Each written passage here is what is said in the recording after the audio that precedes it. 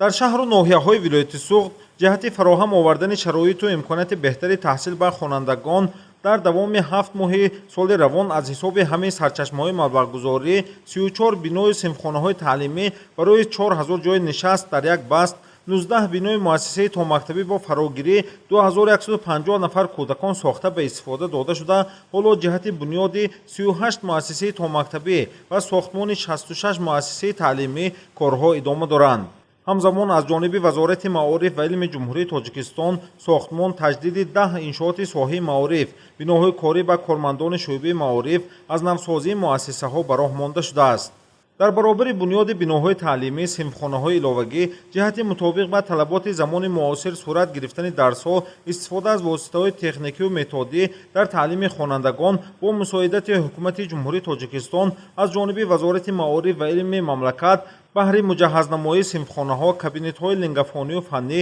озмоишгоҳҳои муассисаҳои таълимию томактабии шаҳру ноҳияҳои вилояти Суғд 3 млн 300 000 сомонӣ маблағ ҷудо гардидааст.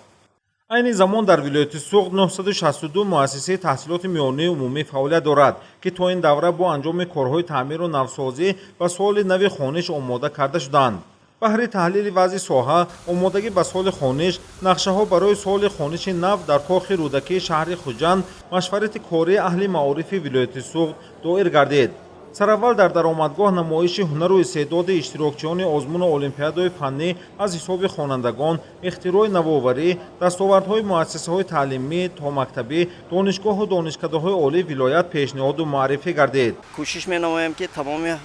маҳорат ва дониши худро дар самти баланд бардоштани тарбия ва таълими хонандагон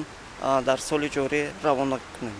машварати корӣ бо ширкати роҳбарият ва намояндагони мақомоти иҷроии ҳокимияти давлатии вилояти Суғд, вазорати маориф ва илми ҷумҳурии Тоҷикистон, аҳли маориф, омӯзгорон, собиқадорон сурат гирифт ва таъкид гардид, ки таваҷҷӯҳи давлату ҳукумати кишвар, хосатан президенти ҷумҳурии Тоҷикистон, пешвои миллат муҳтарам Эмомалӣ Раҳмон ба соҳаи маориф зиёд буда, дар ин давра бо бунёди биноҳои нави таълимӣ, муассисаҳои томактабӣ, шароиту имконияти таҳсил ба хонандагон ва кору фаъолияти омӯзгорон фароҳам оварда шудааст. давра ба давра зиёд шудани маоши омӯзгорон, имтиёзҳои давлатӣ ба онҳо, таҳия ва пешниҳоди лоиҳаи қонун дар бораи мақоми омӯзгор аз тадбирҳои муҳими давлатӣ баҳри пешрафти соҳаи маориф арзёбӣ гардид. дар машварати корӣ аз тарафи масъулин ҳамаи масъалаҳои вобаста ба баланд бардоштани сифати таълиму тарбия, омодасозии хонандагон ва роҳнамоии онҳо баҳри иштирок дар озмуну олимпиадаҳои фаннӣ, тавсия бахшидани самти омӯзиши илмҳои дақиқ, риёзӣ, табиатшиносӣ, ихтирои навоварӣ,